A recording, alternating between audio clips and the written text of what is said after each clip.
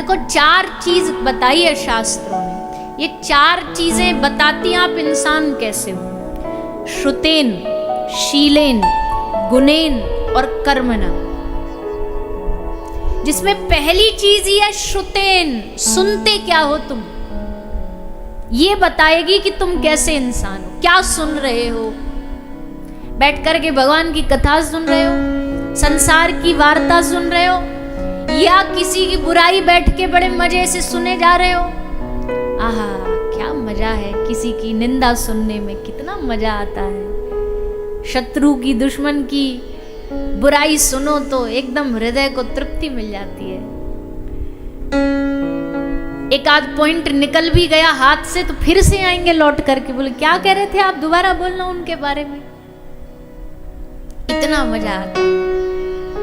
चाहे गंदी बातें सुन रहे हैं, चाहे किसी से झगड़ा हो रहा वो कान लगा के सुन रहे हैं।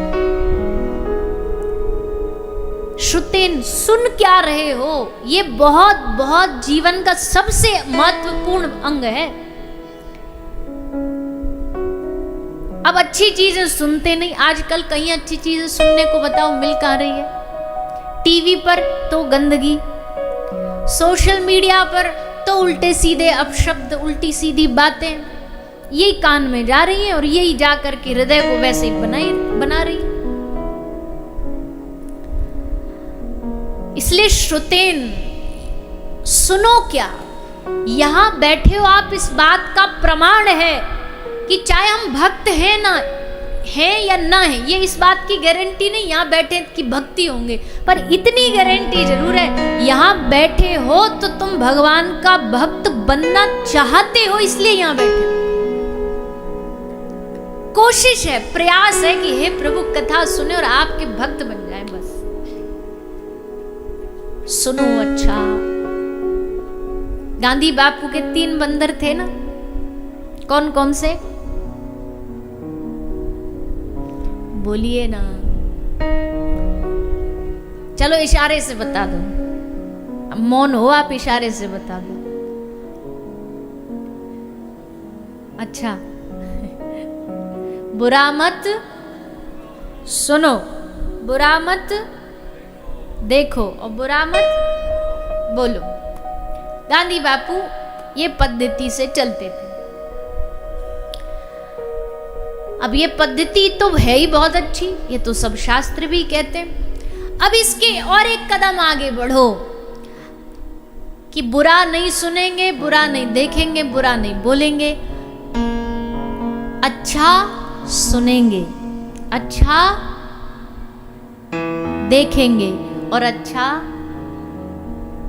बोलेंगे। इन चीजों का प्रयास करेंगे। चलो सारा जीवन पता नहीं कर पाए पर 7 दिन तो कर लो।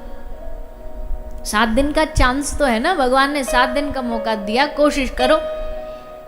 कोई भी बुरी चीज सुनेंगे नहीं, अच्छी चीज सुनेंगे। यहाँ कथा सुन लो, यहाँ से घर जाके शायद ये उस पे भी आ रही होगी यूट्यूब वगैरह पे, फिर सुन लो, क्योंकि एक बार में थोड़ी ना हमारी बुद्धि में बात बैठती है। हमें अच्छी बातें तो कम से कम 50 बार बोलनी पड़ती है, बुरी बात एक बार में ही बैठ जाएगी। बुरी बात एक बार में बैठ जाएगी दिमाग में। जो याद करने न वाली चीज होगी ना, वो तो याद रह जाएगी, और याद करने वाली चीज पंडाल से निकलते भूल जाएंगे। तो घर जाके सुनो। फिर कोई और, आजकल तो भैया कोई भगवान की कथा गाने वालों की भी कमी नहीं है, लाइन लगी है एकदम। सब बढ़िया बढ़िया भगवान की कथाएं सुनाते हैं, खूब नाम प्रचार करते हैं। सबकी वाणियां सुनो, सबसे कुछ ना कुछ सुनो, सीखो, अच्छा देखो। अच्छे में क्या देखोगे? देखने वाली वैसे तो दुनिया में बहुत चीजें, देखने के लिए तो सारी दुनिया आप ही के शहर में आती है। सारी दुनिया आती है देखने के लिए। हमको क्या देखना है? या तो भगवान को देखो, या भगवान के आश्रित संतों का, भक्तों का दर्शन करो। उनको देखो, उनका दर्शन करो।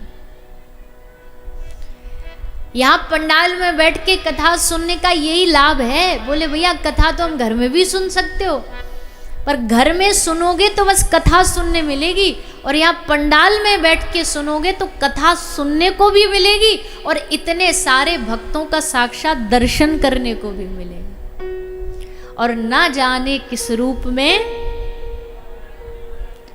नारायण मिल रहा है, पता नहीं ठाकुर जी कब कहाँ कृपा कर दें, कब किस रूप में आ जाएं। दयानिधि नाम है उनका, कब दया कर दें पता नहीं। देखो, दर्शन करो, घर के अपने ठाकुर जी उनको रोज देखो, रोज उनका दर्शन करो, अच्छा सुनो, अच्छा देखो और अच्छा बोलो। अच्छा बोलने में क्या बोल सकते हैं? बोले देखो भैया हम और तो कुछ कर नहीं सकते, हमने किसी की बात सुनी थी, एक दो बार बोली भी है कथा में, हर आदमी को रोज, हर रोज डेली नित्य रक्तदान करना चाहिए, हर रोज रक्तदान करना चाहिए। बताओ कैसे? आप कहोगे जी हर रोज रक्तदान करेंगे तो हम तो बचेंगे ही नहीं, सूख जाएंगे सारे के सारे। बोले देखो रक्तदान वो इंजेक्शन से जो ब्लड निकाला जाता है, यहाँ वो वाले रक्तदान की बात नहीं की जा रही, वो तो समय पे जैसा डॉक्टर बताते वैसा करो। रोज रक्तदान कैसे कर सकते हो?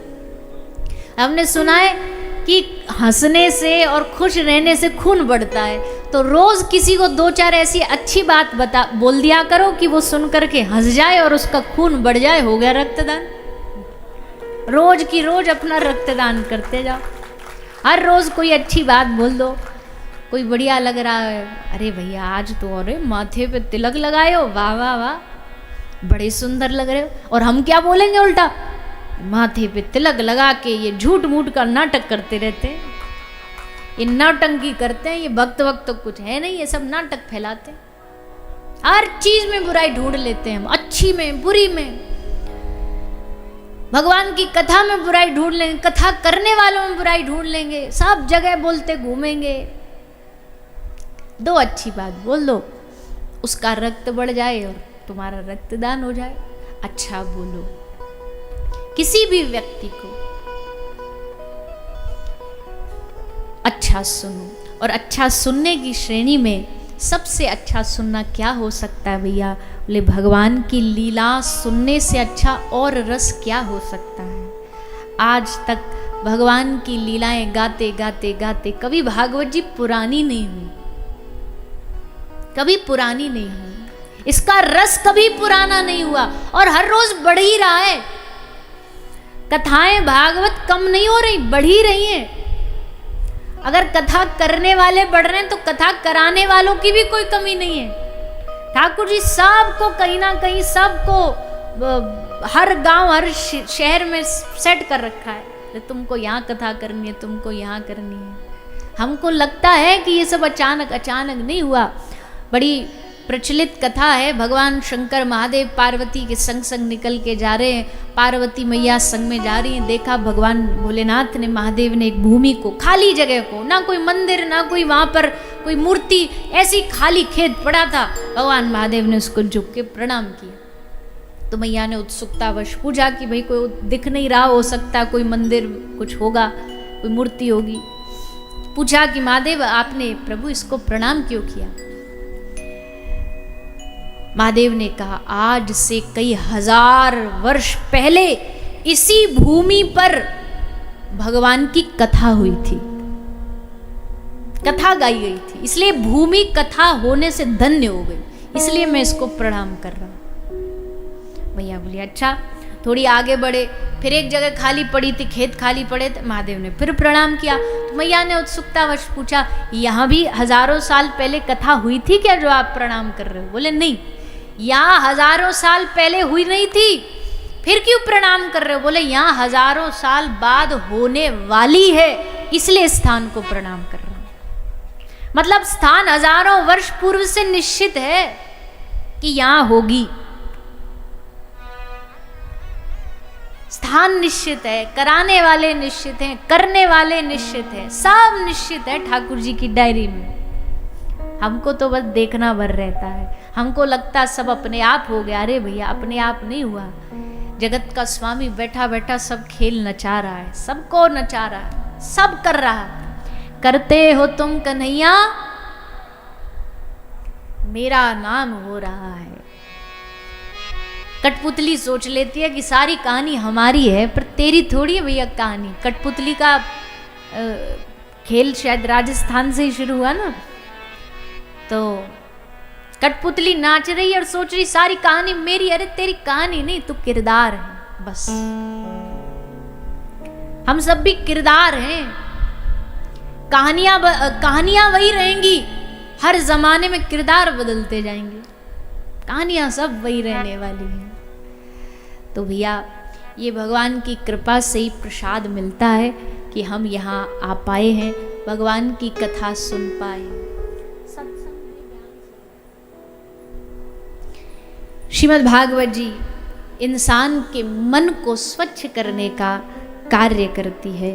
तो श्रुतेन शीलेन गुणेन कर्मन, अच्छा सुनिए, भगवत संबंधी बातें सुनिए। हमने पढ़ा है, सुना है कि भगवान से प्रेम दो ही वजह से होता है, कान से या आंख से। या तो देख करके, देखा तो बहुत कम लोगों ने, क्योंकि जिन्होंने देख लिया वो तो फिर दुनियादारी से परे हो गए। या तो देख के या भगवान के बारे में सुन करके। देखना तो पता नहीं कब नसीब होगा प्रभु को, पर कम से कम सुन तो लें उनके बारे में, ताकि उनकी लीलाओं को सुन करके उनसे प्रेम हो जाए। इस कथा गंगा में 7 दिन तक खूब डुबकियां लगाइए। गंगा मैया अपना स्थान नहीं बदल सकती। आप गंगा से कहो, गंगा मैया से कहो, गंगा मैया हमको पवित्र करने जैसलमेर आ जाओ, तो फिलहाल तो मुश्किल है। अब कभी गंगा मैया कृपा करे तो अलग बात है, पर अभी तो लगता नहीं कोई ऐसी संभावना है। स्थान नहीं बदलती गंगा जी। और भागवत गंगा एक ऐसी गंगा है जो हर जगह बहती हुई हर शहर में पहुंच जाती है, और जाकर के वहाँ जितने भी निवासी हैं सबको अपने सुख दे करके उसमें डुबकियां गोते लगवाती है, ताकि ये जीव भव सागर से पार उतर सके। गंगा जी तो कहेंगी आजा, तुझे स्नान करना, हमारे पास आ चल के। हरिद्वार आ, बनारस के घाट पर आ, शुक्रताल आ, वहां बैठ करके तब गंगा जी में डुबकी लगा। पर भागवत गंगा ऐसी, अच्छा तुमको स्नान करना है, मैं आ जाती हूँ तुम्हारे पास। तुमको वृंदावन नहीं बुलाया, वृंदावन से भागवत जी चल करके आ गई कि यहाँ बहेंगी 7 दिन। और फिर भी ऐसे कई अब आगे हो जाते। अब गंगा जी के जो घाट के एकदम नज़दीक रहता, उनको सालों सालों हो जाते गंगा स्नान किए हुए, जाते ही नहीं। और कई जो बाहर रहते हैं उनसे पूछो गंगा जी का क्या महत्व है, बेचारे समय दे के जाते हैं, गंगा स्नान करेंगे। तो ऐसा ना हो जाए कि गंगा हमारे पास चल के आए और हम फिर भी उससे चूक जाएं। इस भागवत गंगा में स्नान करते हुए अपने जीवन को धन्य करें। वैसे तो भागवत की तुलना कई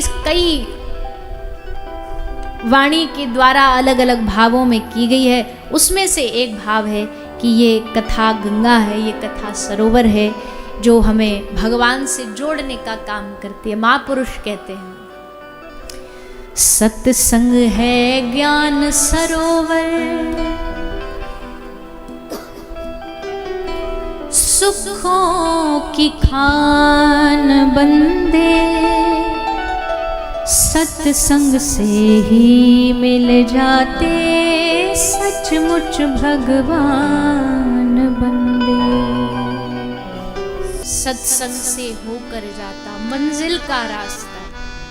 मंजिल सबकी एक है, जाना सबको एक ही जगह, चाहे कितने भी हाथ पांव फेंको, कितने भी रास्ते अपनाओ, पर उस मंजिल तक पहुंचने का रास्ता सत्संग से बेहतर और क्या हो सकता है। देखो, आप जितने यहाँ आए हो कथा में सुनने वाले, आपका क्या लगा यहाँ कथा सुनने आने में?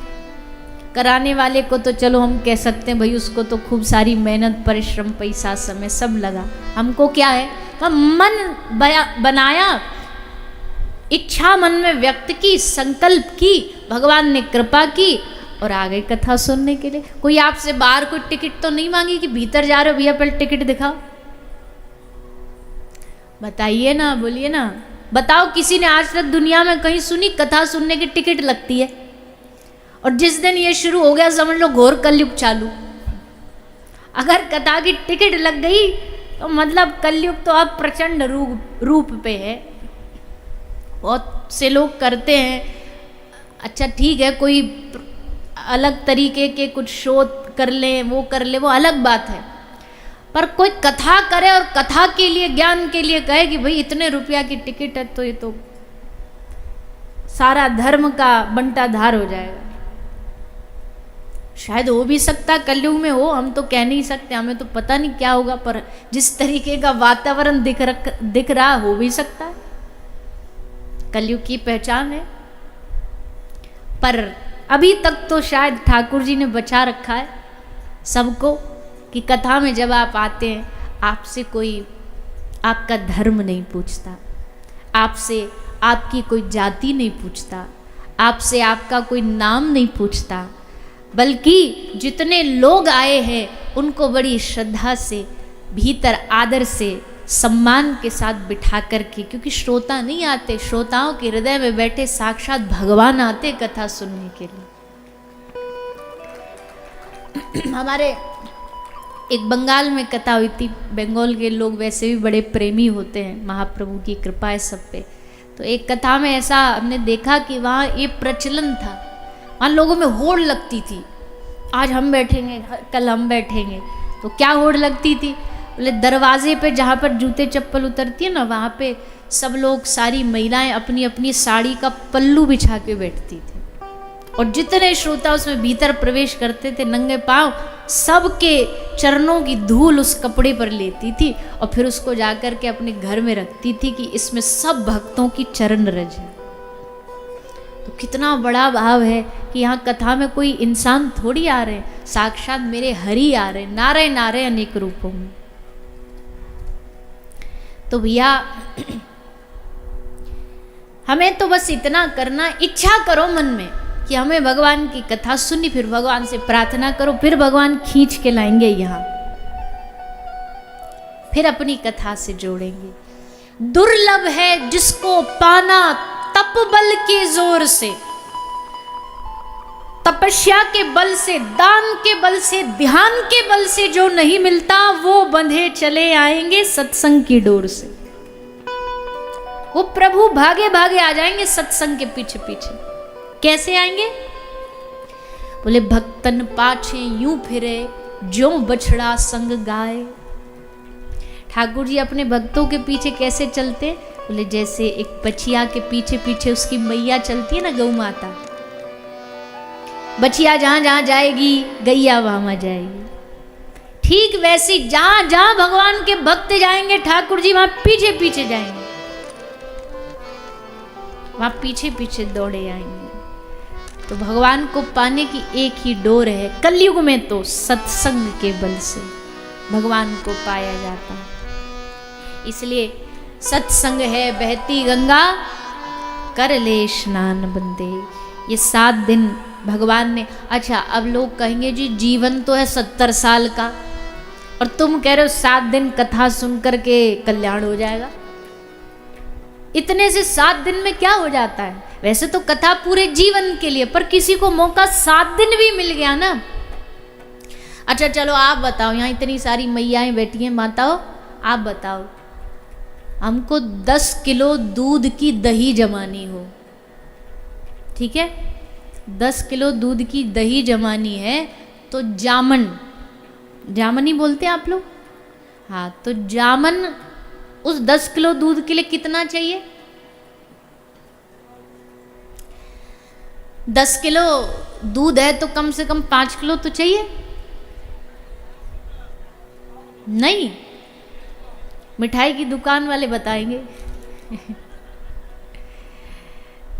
जरा सा जामन 10 किलो, 20 किलो, 50 किलो दूध को जमाने की ताकत रखता है। वैसे जीवन भले 100 साल का हो, पर भगवान की कृपा से अगर 7 दिन की कथा भी डूब के सुन ली ना, तो ये 7 दिन ही तुम्हारे 70 साल के जीवन का कल्याण कर सकते हैं, बेहतर बना सकते हैं। पर शर्त एक ही है भैया, यहाँ पे मनोरंजन के लिए मत आना, बिल्कुल भी नहीं। हाँ, आपके बिना कहे ही हम आपको नचाएंगे भी, हम यहाँ पे उत्सव भी मनाएंगे, हम यहाँ पे गाएंगे, हंसेंगे, रोएंगे। ठाकुर जी की कथा में तो सब भाव आते हैं। कई लोगों को माताएं चढ़ जाती हैं, चढ़ती है कि नहीं? अब माता आती है वो तो पता नहीं, पर भाव में डूब जाते हैं। एक तरफ चल रहा हो बढ़िया बढ़िया धूमधाम वाला संगीत, तो जोश चढ़ जाता है।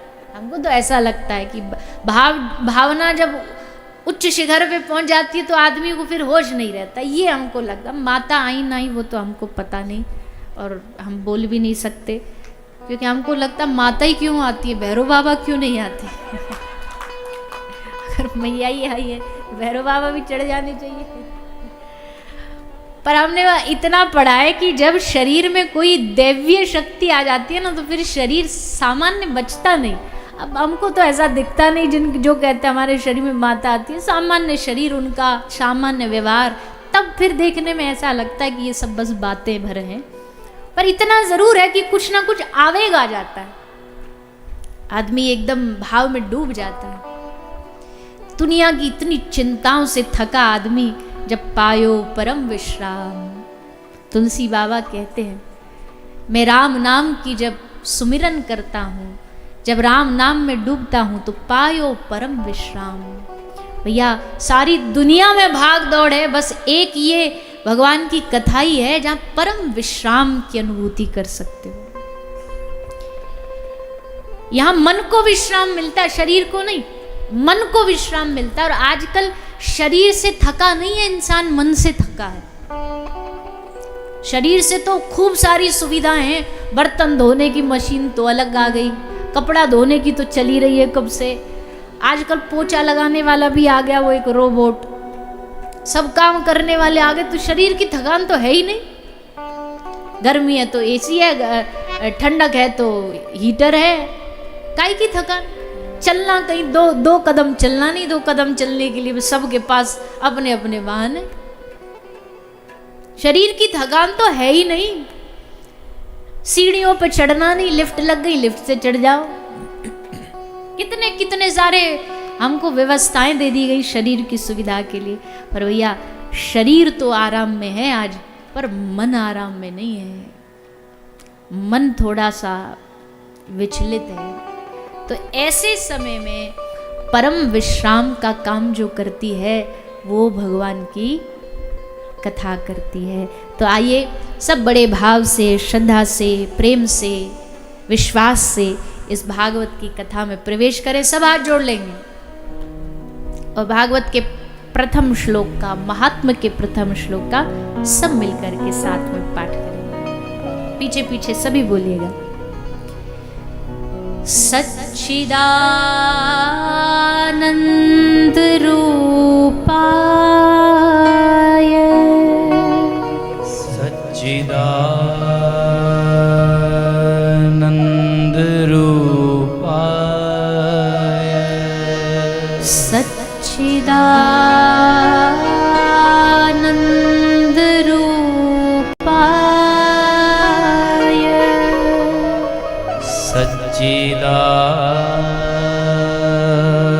सच्चिदानंद रूपाय, विश्वोत्पत्त्यादि हेतवे,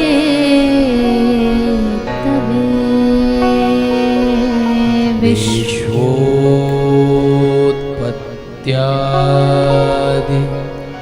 हेतवे, विश्वोत्पत्त्यादि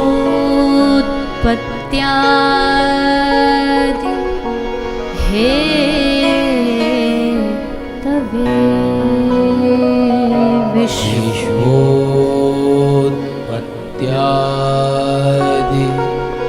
हेतवे।